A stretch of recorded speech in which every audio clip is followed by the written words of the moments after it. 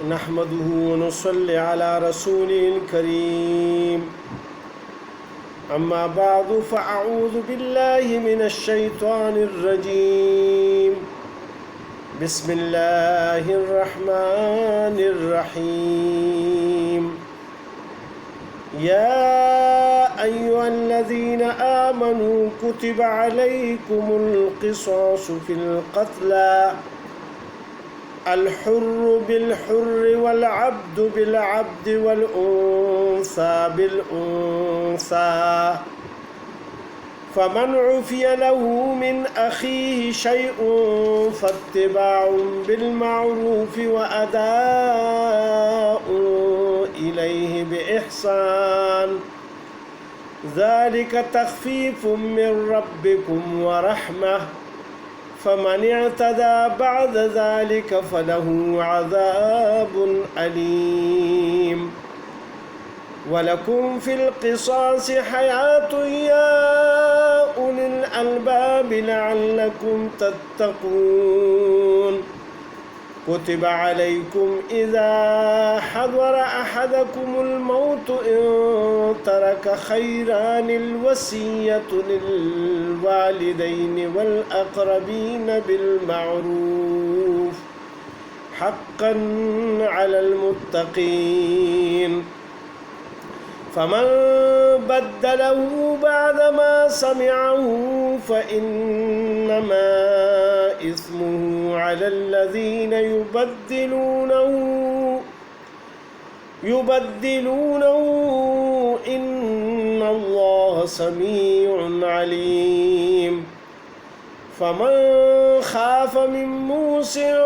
جنفا أو إثما فأصلح بينهم فلا إثم عليه إن الله غفور رحيم صدق الله العظيم. السلام علیکم میرے بھائیوں اور بہنوں. آج اللہ سبحانہ و تعالیٰ کے فضل و کرم سے ہم سورہ بقرہ کی آیت نمبر 178 سے لے کے 182 تک کا ترجمہ اور تفسیر بیان کریں گے. اللہ پاک مجھے صحیح طرح بیان کرنے کا اور پھر عمل کی توفیق عطا فرمائے اور آپ کو بھی. ان آیات میں اللہ سبحانہ و تعالیٰ نے قصاص کا حکم فرمایا ہے. قصاص یہ لفظ جو ہے برابری کے اور مساوات کے لیے آتا ہے. پرانے زمانے میں بلکہ ابھی بھی جو جاہل لوگ ہیں اور جو قبیلے ہیں وہ اب بھی اس طرح کرتے ہیں، اور پرانے زمانے کے لوگ بھی اس طرح کرتے تھے جو عرب کے جاہل لوگ تھے جس وقت اسلام نہیں آیا تھا. اگر ایک قبیلہ زیادہ طاقتور ہوتا اور دوسرا کوئی تھوڑا سا کمزور ہوتا تو اگر طاقتور والوں میں سے کوئی ایک آدمی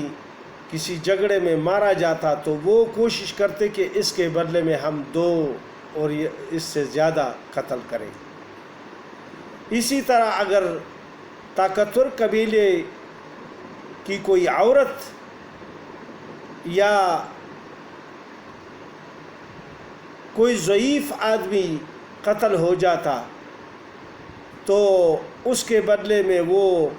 جوان کو قتل کرتے اور اس طرح 2-3 آدمیوں کو قتل کرتے تھے. تو یہ بے انصافی تھی. اللہ سبحانہ و تعالیٰ نے ان آیات میں یہ بے انصافی کا قانون ختم کر دیا، اور یہ رواج یہود میں بھی جاری تھا. ان میں بھی ایک قبیلہ ایسا تھا کہ وہ طاقتور تھا تو دوسرا قبیلہ تھوڑا سا کمزور تھا جس کی وجہ سے ان کی افرادی قوت کم تھی. تو ان میں سے اگر کوئی مارا جاتا آدمی تو پھر وہ اس کے بدلے میں 2-3 آدمی قتل کرتے تھے. لہذا اللہ سبحانہ و تعالیٰ نے فرمایا کہ نہ مشرکین مکہ انصاف کے تقاضوں پر چل رہے ہیں، اللہ کے قانون پر، کہ وہ دعویٰ کرتے ہیں کہ ہم یعنی ابراہیم علیہ السلام کے دین پر ہیں، اور یہودی بھی یہی کہتے تھے کہ ہم حضرت موسیٰ علیہ السلام کے دین پر ہیں، اور ہمارے آباء و اجداد میں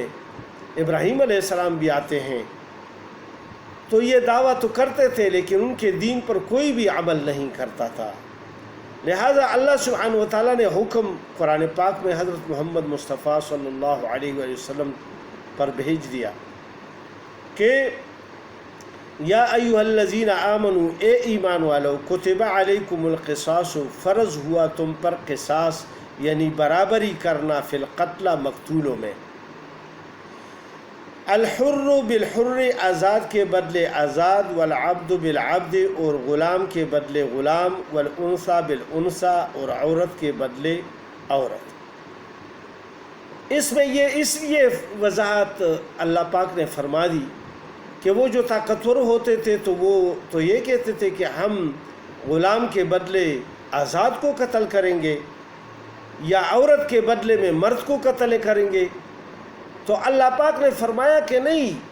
جو قاتل ہوگا اسی کو قتل کیا جائے گا، اور یہ اسی لیے اس میں یہ آزاد کے بدلے آزاد فرمایا کہ یعنی وہ کہتے تھے کہ یعنی ہم اپنے غلام کے بدلے میں آزاد کو قتل کریں گے، تو اللہ پاک نے فرمایا نہیں، آزاد کے بدلے آزاد ہی ہوگا اور غلام کے بدلے غلام ہوگا، یعنی جس نے قتل کیا ہے، چاہے غلام نے آزاد کو قتل کیا ہے تو اسی غلام کو اس کے بدلے میں قصاص کیا جائے گا، یعنی قتل کر دیا جائے گا، اور اگر کسی عورت نے مرد کو قتل کیا ہے تو اس عورت کو قصاص کیا جائے گا، یعنی اس کو قتل کر دیا جائے گا، جو قاتل ہے جو بھی ہے، تو قاتل کو سزا ملے گی، اس کے بھائیوں کو، اس کے والدین کو، اور اس کے دوسرے رشتہ داروں کو قتل نہیں کیا جائے گا، اسی کو پکڑنے کی کوشش کی جائے گی اور اسی کو قتل کیا جائے گا۔ اسی لیے یہ فتنہ ختم ہوگا، اور جب ایک قاتل کو یہ پتہ ہوگا کہ میں اس کے بدلے میں قتل کیا جاؤں گے، اب میں تو قتل کروں گا لیکن قتل کے بعد پھر وہ مجھے پکڑیں گے اور مجھے بھی قتل کریں گے، تو وہ کبھی بھی قتل نہیں کرے گا۔ اور اسی وجہ سے اللہ پاک نے آگے فرمایا فَمَنْ عُفِيَ لَهُ مِنْ أَخِيهِ شَيْءٌ، پھر جس کو معاف کیا جائے اس کے بھائی کی طرف سے کچھ بھی، فَاتِّبَاعٌ،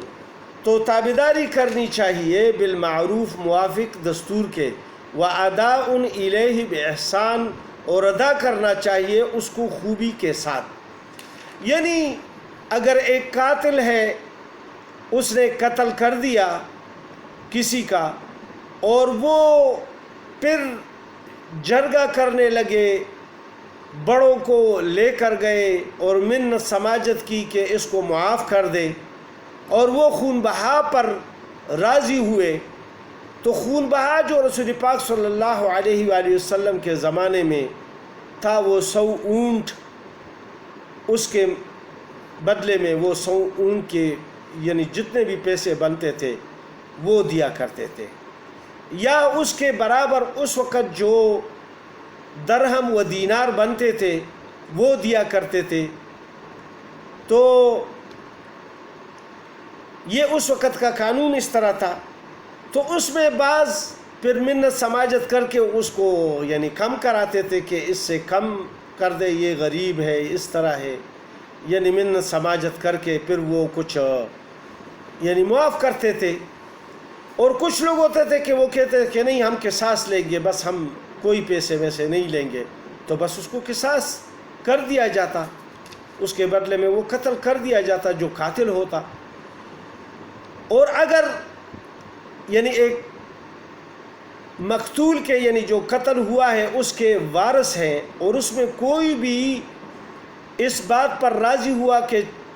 چلو میں اپنا حصہ معاف کرتا ہوں، تو یہ سب کی طرف سے معاف نہیں ہوگا، اور سب معاف نہیں کرتے، صرف ایک یا دو یعنی اس کے 3-4 بیٹے ہیں، اس میں سے ایک بیٹا بھی کہہ دے کہ میں اپنا حصہ معاف کرتا ہوں، یعنی میں قصاص نہیں لیتا، تو اس سے قصاص ختم ہو جائے گا پھر، اور صرف خون بہا رہ جائے گا، یعنی دیت جس کو کہتے ہیں۔ اور پھر وہ دیت جو ہے وہ مقرر کی جائے گی، جس آدمی نے معاف کیا ہے وہ اس کا حصہ اس میں سے جتنا آتا ہے وہ کم کر دیا جائے گا، باقیوں کو اپنے اپنے حصے مل جائیں گے۔ اور اگر سب معاف کرتے ہیں تو پھر وہ سب معاف ہو جائیں گے۔ تو اس میں دونوں کو یہ ہدایت کی گئی ہے اللہ سبحانہ و تعالیٰ کی طرف سے کہ پھر جس کو معاف کیا جائے اس کے بھائی کی طرف سے کچھ بھی، یعنی کچھ حصہ معاف کیا جائے یا کلی طور پر اس کو معاف کر دیا جائے، تو پھر یعنی مقتولین کو جو قتل ہوئے ہیں ان کے بھائیوں کو چاہیے کہ وہ یعنی فیصلہ جب کر لے اور صلح کر لے تو اس کے بعد اس پر ہاتھ نہ اٹھائے، یعنی یہ زیادتی ہوگی، کیونکہ ایک فیصلہ ہو گیا اور قسمیں ہو گئی بیچ میں کہ ہم بس اب صلح کرتے ہیں، اور اس کے بعد جو کوئی پھر اس کا بدلہ لیں گے تو یہ زیادتی ہوگی۔ یا اگر کوئی قاتل پہ چلو اس کو معاف کر دیتے ہیں کہ چلے ہمیں خون بہا دے، اور خون بہا مثال کے طور پر 10 20 30 40 50 لاکھ جتنے بھی تھے ہو گئے وہ ہو گئے، اور وہ پھر بعد میں اس نے وعدہ کر لیا کہ میں یہ ادا کروں گا، سال میں کروں گا، مہینے میں کروں گا، 1 دن میں کروں گا، جتنے ان کے ساتھ فیصلہ ہوا 2 سال میں کروں گا، تو وہ اس میں پابند ہوگا کہ اسی میں وہ پھر اس کو ادا کرے خوش اسلوبی کے ساتھ۔ یہ نہیں کہ چلو اب میرا صلح ہو گیا اور پھر ٹال مٹول کرے، پیسے اس کے پاس ہو اور وہ نہ دے۔ تو یہ دونوں کو اللہ پاک ہدایت فرماتے ہیں کہ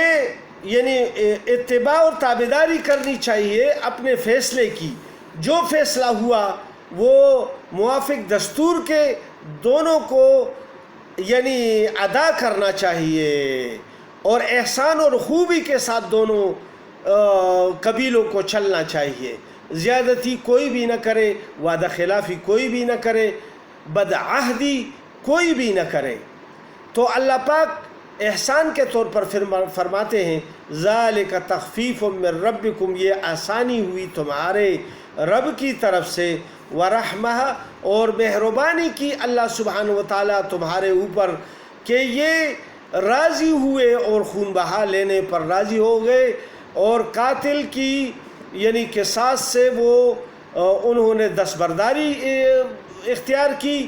اور اس کو معاف ایک قسم کا کیا۔ تو یہ اللہ کی رحمت ہے اور یہ تخفیف ہے، یعنی کمی ہے اللہ کی طرف سے، آسانی ہے۔ اس کے بعد فمن اعتدی، پھر جو زیادتی کرے بعد ذالک، اس فیصلے کے بعد کہ جو فیصلہ ہو جاتا ہے، فلہ عذاب علیم، تو اس کے لیے ہے عذاب دردناک، یعنی آخرت میں پھر اس کی بہت سخت پکڑ ہوگی اللہ کے نزدیک، جو بھی فریق یعنی اپنے وعدے سے خلاف کرے گا۔ اللہ سبحانہ وتعالیٰ اگلی آیات میں فرماتے ہیں وَلَكُمْ فِي الْقِصَاصِ حَيَاتٌ، اور تمہارے واسطے قصاص میں بڑی زندگی ہے، یا اولی الالباب، اے عقل مندو، لعلکم تتقون، تاکہ تم بچتے رہو۔ اس میں قصاص میں یہ زندگی کیسے ہے، جس طرح کہ ہم نے پہلے بتا دیا کہ وہ قبیلہ، ایک قبیلے میں سے ایک قتل ہو جاتا تو وہ دوسرے قبیلے سے کوئی بھی پکڑ کے اس کے بھائیوں میں سے یا اس کے رشتہ داروں میں سے 2-3 کو قتل کر دیتے تھے۔ پھر وہ جب ان کو کوئی موقع ملتا اس قبیلے والوں کو، تو وہ ان کے کسی بھی رشتہ دار کو 3 4 5 6 کو قتل کرتے تھے، اور یہ سلسلہ چلتا رہتا تھا۔ اس میں سینکڑوں اور ہزاروں آدمی قتل ہو جاتے تھے، اور 100 200 برس تک وہ چلتا رہتا تھا مسئلہ۔ تو اللہ پاک نے فرمایا کہ صرف جو قاتل ہے اسی کو سزا ملنی چاہیے، جس نے قتل کیا ہے اور جس نے گناہ کیا ہے۔ تو اس کے لیے یہ یعنی یہ تمام قبیلوں کے لیے ایک قسم کی حیات ہے کہ اللہ سبحانہ و تعالیٰ نے اس میں تمہارے لیے حیات رکھی اور دشمنیاں ختم ہو گئی. صرف وہ قاتل جس نے قتل کیا تھا وہ ختم ہو گیا اور مقتول تو بیچارہ ایسے بھی گیا تھا، لہٰذا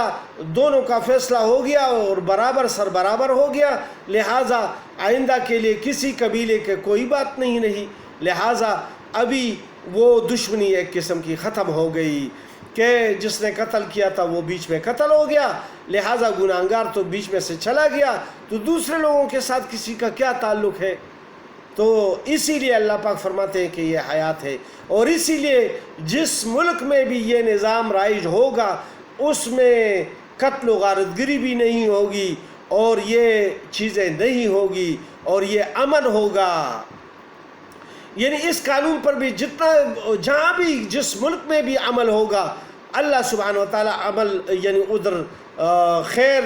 اور حیات ایک قسم کی آئے گی، دشمنیاں بالکل نہیں ہوگی. اب دوسری آیات میں اللہ سبحانہ و تعالیٰ فرماتے ہیں کتب علیکم، فرض کر دیا گیا تم پر، اذا حضر احدکم الموت، جب حاضر ہو کسی کو تم میں سے موت، ان ترک خیران الوصیت، بشرطے کہ چھوڑے کچھ مال وصیت کرنا، للوالدین ماں باپ کے واسطے، والاقربین بالمعروف، اور رشتہ داروں کے لیے انصاف کے ساتھ، حقا علی المتقین، یہ حکم لازم ہے پرہیزگاروں پر. یہ جس وقت میراث کا حکم نازل نہیں ہوا تھا اس سے پہلے کی بات ہے، جب حصے مقرر نہیں تھے تو مشرکین میں یہ طریقہ رائج تھا کہ جب ایک آدمی مرتا تو صرف بیٹے اس کے وارث بن جاتے، بیٹیوں کو اور بیوی کو اور والدین کو کچھ بھی نہیں ملتا تھا.